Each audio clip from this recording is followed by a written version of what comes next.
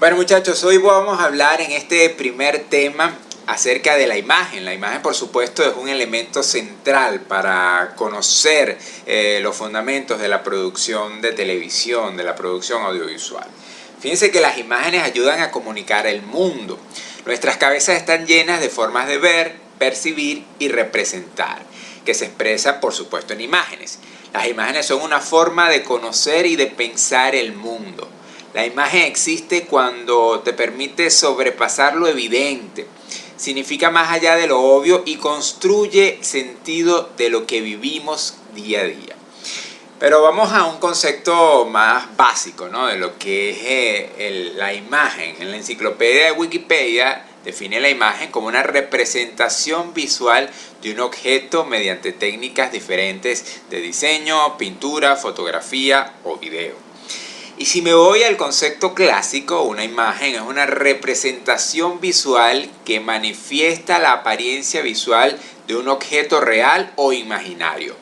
Aunque el término suele entenderse como sinónimo de representación visual, también se aplica como extensión para otro tipo de percepciones, como imágenes auditivas, olfativas, táctiles o sinestésicas.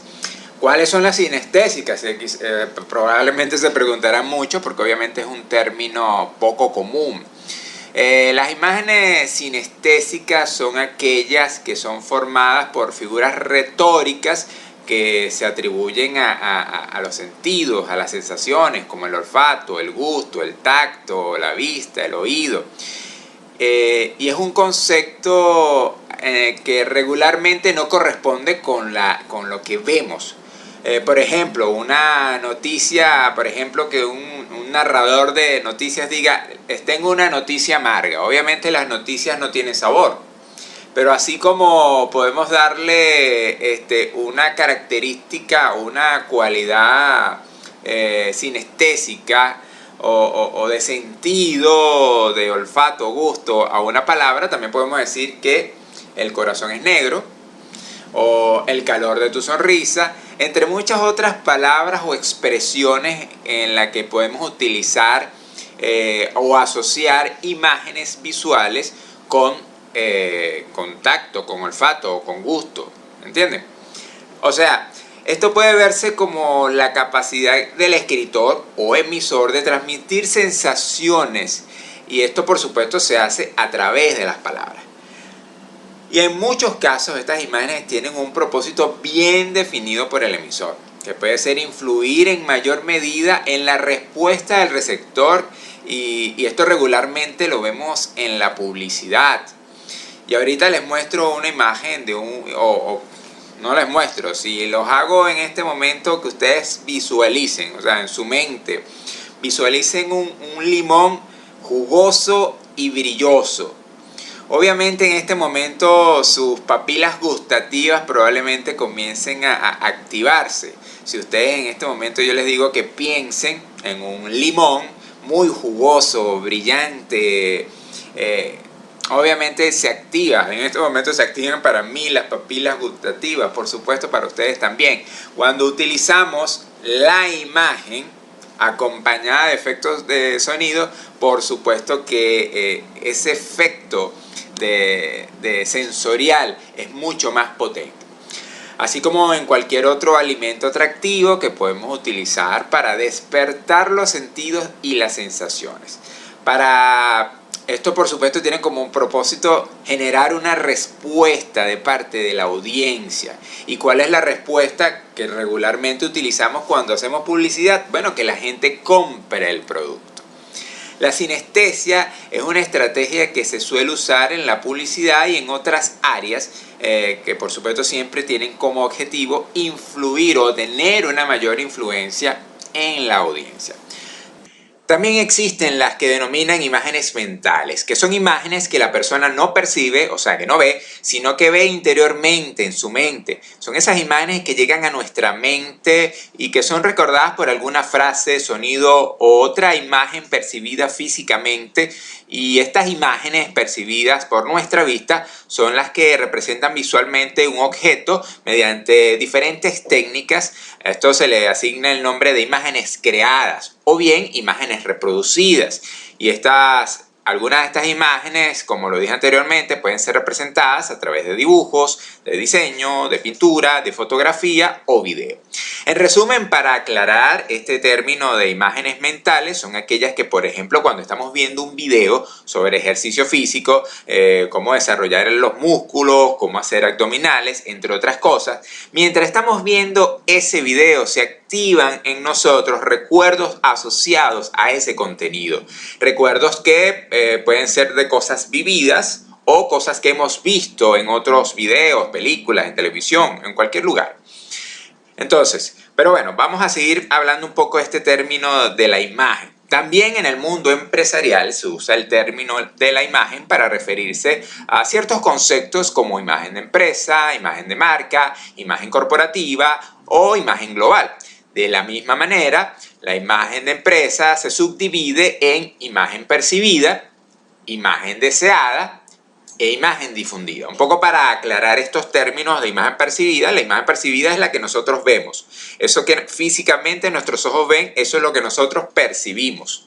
La imagen deseada es la imagen que las empresas lanzan. O sea, yo quiero vender la idea de que mis helados, por ejemplo, un producto, que mis helados son cremosos y deliciosos. Eso es lo que yo deseo como emisor del mensaje.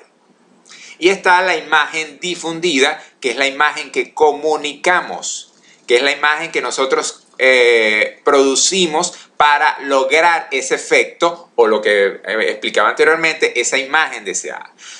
Todas ellas son de gran importancia, pues es la visión que tiene una empresa en el mercado. O sea, es la percepción que tiene la gente de una determinada empresa o institución. Y esta imagen se evalúa con mucha rigurosidad por parte de las organizaciones. Y todo esto es para poder desarrollar estrategias de mercado y de comunicación que permitan que haya un mayor impacto del mensaje publicitario o del mensaje propagandístico también en su audiencia. Y esta imagen tiene mucho peso porque la respuesta de la audiencia o del público objetivo siempre va a estar determinada por la imagen previa que estos tengan de la organización. Por ejemplo, no se percibe de la misma forma un mensaje de optimismo de un político con una imagen pública desfavorable y devaluada que lo haga un empresario exitoso con buena reputación. Por ejemplo, no es lo mismo que Lorenzo Mendoza nos hable a nosotros, el presidente de Empresas Polar, nos hable con un mensaje de optimismo, de crecimiento, de que sí se puede, que sí lo vamos a lograr, a que lo diga un representante del gobierno, sin mencionar ningún nombre para no politizar el tema. Y este representante del gobierno, por supuesto, tenga una mala reputación. O sea, no percibimos de la misma manera el mensaje, aun cuando el mensaje sea el mismo, sea de optimismo o no. Entonces, esto es muy importante que ustedes lo entiendan. Y ojo, es importante que lo entiendan porque en comunicación siempre se evalúa la reputación de la persona que va a servir de vocero de un mensaje. Porque la percepción del mismo, o sea, la percepción que la gente tenga de esta persona va a afectar o va directamente a influenciar la imagen o la percepción que la gente tenga de ese mensaje. Y esto, por supuesto, va a determinar la respuesta que en definitiva la gente pueda dar, o sea, la reacción que la gente pueda tener frente a ese mensaje. Entonces, por eso es importante que a la hora de construir un mensaje dirigido a una audiencia que venga de parte de una empresa o de parte de una organización pública o privada, esos elementos también hay que revisarlos. Pero bueno, siguiendo con la definición de la imagen, porque este es un tema extenso y definirlo puede ser complicado. Si nos ponemos a detallarlo, bueno, duraríamos aquí una eternidad. Pero bueno, para entender también es importante ver que existe una representación visual cuya naturaleza está conformada principalmente por 3 elementos. El primero de estos elementos es la selección de la realidad sensorial. ¿Esto qué quiere decir? Esto es el concepto que va a estar representado y que constituye el objeto central de la ilustración. O sea, en el caso del video es el tema en el que se centra este audiovisual. Por ejemplo, si yo voy a hablar de perros y de cuidado de perros, ese es el tema central del video. El otro aspecto importante que se toma en cuenta en el caso de la imagen es el conjunto de elementos y estructuras de representación específicamente icónicas. Es decir, los aspectos formales que permiten representar gráficamente el concepto, siguiendo con el ejemplo de los perros, puede ser, por ejemplo, una casa de perros, implementos de limpieza de mascotas, una visita al consultorio de un veterinario, un paseo al campo del perro con su dueño. Todos estos elementos o todas estas imágenes juntas representan icónicamente el contenido de este audiovisual. Y tercero, tenemos la sintaxis visual, que mediante la combinación de los elementos formales percibe una función concreta en relación con el texto del que forma parte la imagen. Esto es como el resultado del mensaje construido por lo anteriormente dicho en imágenes, sonidos y conceptos preconcebidos por el receptor. O sea, es la imagen que ya tiene en su mente sobre el tema el receptor y va construyendo en función a las imágenes que le mostraron en principio, que es la imagen real, al conjunto de elementos icónicos y lo mezcla, o nosotros como audiencia lo mezclamos con el conocimiento y la imagen que nosotros tenemos en relación a ese tema. Por ejemplo, seguimos con el caso de los perros. Todo lo que implica el cuidado y atención de los perros para presentar su salud física va a configurar en la audiencia una nueva imagen del tema. O sea, es la interpretación, la sintaxis visual es la interpretación que nosotros le damos a un audiovisual. ¿Ok? Espero que se haya entendido este tema, esta parte que a veces es un poco complicada. Pero bien, haciendo un resumen de todo lo dicho, las imágenes pueden ayudar a reconocer, criticar, profundizar y mejorar la visión del mundo. Toda imagen refleja la manera de ver, pensar del realizador de la misma, o sea, del productor. El discurso audiovisual sabiamente empleado modifica y profundiza la imagen que las audiencias ya puedan tener del tema. Y esa es la principal tarea que tiene que desarrollar todo productor audiovisual.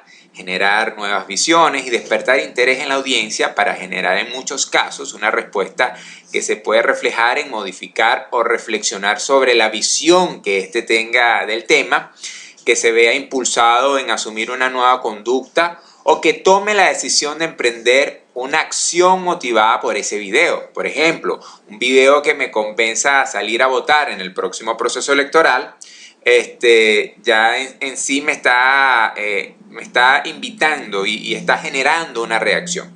Y bueno, esa respuesta puede manifestarse no solamente de esa manera, sino de muchas formas. Y lograr esto, por supuesto, es el objetivo que debe plantearse todo realizador audiovisual. Es por esto que el uso de las imágenes en los mensajes televisivos debe buscar construir imágenes de representaciones, es decir, aquellas que no solo registran o muestran lo que existe, sino que construyen una narración, intentan significar y se interesan por mirar y buscar más allá de la superficie. La televisión, por sus imágenes, se ha convertido en el lugar de la memoria contemporánea. Toda imagen televisiva es un encuadre de la realidad. Y en las imágenes no solamente vemos lo que vivimos, sino que vemos a menudo lo que no habríamos podido ver de otra manera. Y es por esto que es necesario que ustedes entiendan el poder que tiene la imagen y cómo todo esto configura realmente la visión que la gente pueda tener del mundo sobre diversos temas. Pero bien, vamos a seguir ahora, vamos a hablar de las funciones de la imagen. Hay tres tipos de funciones. La primera de ellas es la función referencial. ¿Cuál es la función referencial? Es cuando es aquella imagen que registra, que revela, que expresa hechos, eventos, personas, realidades tal como son. Y esto, por supuesto, lo podemos ver en programas informativos. También existe la función expresiva. Esta es cuando la imagen significa no solo por el contenido específico del mensaje, sino por la construcción y concepción de los elementos que en ella se relacionan. Esto lo podemos ver en programas con fines políticos para influir en el electorado. O sea, esto va más allá de las imágenes, sino que busca generar un sentido, como lo decía anteriormente, generar una respuesta. Y se utilizan a nivel de imágenes una cantidad de elementos icónicos que buscan construir, acompañado por supuesto del texto, de la música, esa respuesta que permita expresar lo que el emisor quiere hacerle llegar a su audiencia. Y en tercer lugar tenemos la función comunicativa. Es cuando la imagen relaciona sus elementos informativos y estéticos para significar algo específicamente. Y esto lo podemos ver en programas de opinión, en programas de análisis o en documentales. O sea, aquí hay una mezcla de las dos cosas que acabamos de mencionar, de elementos informativos y de elementos estéticos, significativos, expresivos. Y esto cumple un proceso no solamente de informar, sino de influir a través de la opinión y del análisis en una audiencia. Ahora voy a hablarles de las cualidades de la imagen. Estas deben ser aprovechadas por todo realizador para construir los mensajes televisivos. Las imágenes en movimiento son concretas, particularizan y posibilitan una mayor incidencia efectiva en la construcción del mensaje para que pueda tener un mayor impacto en la audiencia. Las imágenes tienen un gran potencial efectivo al provocar recuerdos, asociaciones, proyecciones y sentimientos y emociones también en la audiencia. O sea, realmente es increíble el poder que puede tener un audiovisual bien construido para generar sentimientos y, como lo decía hace unos minutos atrás, generar una respuesta de parte de la audiencia. La primera de ellas es el carácter polisémico de la imagen. Esto se refiere a la capacidad que tiene una imagen de tener diferentes significados. Y es acá donde el realizador encuentra la posibilidad de crear una misma pieza audiovisual con diferentes significados y diversas interpretaciones. Esto, por supuesto, genera distintas respuestas de parte de la audiencia. Y esto lo podemos ver en diferentes tipos de mensajes. Esto lo podemos ver en el mensaje sobre todo político, que busca generar cuando se está tratando de influir en la opinión pública. Un mismo mensaje puede tener diferentes visiones en diferentes públicos. Y eso obviamente se construye a través del uso de imágenes. Las imágenes en movimiento son dinámicas, pues su significado se desplaza de un tiempo a otro. Las imágenes en movimiento tienen una alta riqueza informativa porque permiten descubrir múltiples detalles acerca de un objeto. Otra cualidad de la imagen es el plano. Este es un encuadre que representa 3 dimensiones del espacio, en este caso la altura, el ancho y la perspectiva. El tamaño de este depende del sujeto principal que se vaya a enfocar. Por ejemplo, en un plano panorámico se describe el escenario y ayuda a ubicar al televidente en la imagen y en el tema que se está tratando en ese programa televisivo. Si el sujeto, por ejemplo, es el fútbol, el plano panorámico incluirá el campo de fútbol. También existe el plano general. Acá se muestra el sujeto u objeto, se ve el ambiente donde se desarrolla el hecho a comunicar, estableciendo por supuesto el ambiente y la situación. Por otro lado tenemos el plano medio. Esto es una vista detallada que excluye los objetos circundantes cerca del sujeto u objeto. Cuando se trata de una persona, el encuadre al sujeto se hace aproximadamente por encima de la cintura, estableciendo una relación equilibrada entre quien habla en la pantalla y el televidente. Es importante aclarar que el plano medio se puede hacer en 3 formas. También se le llama plano americano. Este es un plano más amplio que se incluye regularmente desde las rodillas hacia arriba, tomando por supuesto como referencia en el caso de una figura humana. El límite superior está por encima de la cabeza y el límite inferior, como lo dije, está hasta las rodillas. También tenemos el plano medio normal. Es la distancia perfecta para mostrar la realidad entre dos sujetos a grabar. Por eso se usa tanto en el caso de entrevistas y esto normalmente se suele mezclar con el primer plano, en el que podemos ver bien a los dos sujetos con sus manos, ya que el límite inferior de la imagen está aproximadamente a la altura de la cintura.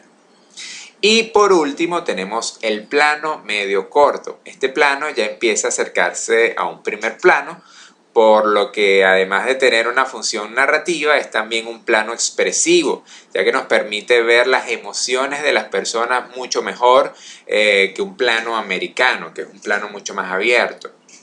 Es decir, está en medio camino entre el plano medio y el primer plano. Otro de los planos usados en televisión es el primer plano. Este acentúa la información permitiendo que el televidente se involucre o se identifique más con el sujeto.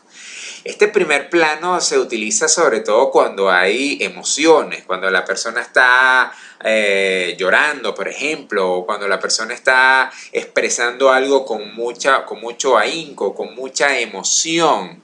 Entonces, este primer plano busca precisamente mostrar la emoción de la persona que está hablando.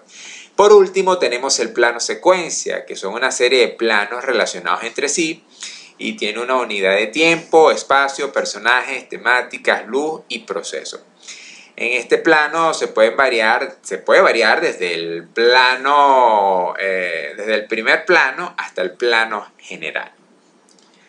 Pero bueno, esto es en resumen algunas de las características o de las cualidades que tiene la imagen y que es importante que la refresquemos, porque quizás este tema de los planos ya ustedes lo han visto en otras materias de producción de televisión 1 o quizás lo han visto ya en cine, pero es importante recordar que los planos también tienen un elemento importante y fundamental en la construcción del mensaje televisivo. Bien, muchachos, espero que este tema haya sido de gran ayuda para todos ustedes. Ahorita les voy a dejar en el aula virtual una actividad que van a realizar en relación a este tema que acabo de explicarles.